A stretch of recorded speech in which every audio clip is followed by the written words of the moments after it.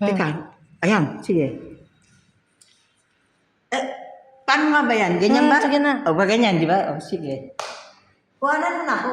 Ay, Hindi ka ba marunong? Marunong ka ba? O naka-press na, di ba? O sige. Okay.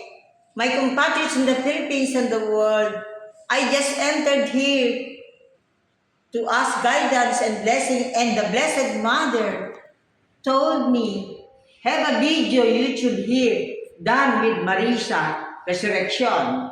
Maria po. Maria. Maria Resurrection.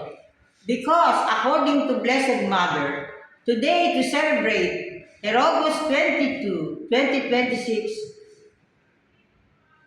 feast day of the Queenship of Mary as the humble daughter of God the Father and the bearer of God the Redeemer, the Lord Jesus Christ King, I should proclaim this beloved Quezon City Sacred Prophetic Philippine Prophetic Dao Digong Temple here because the Blessed Mother said what will happen in the days to come.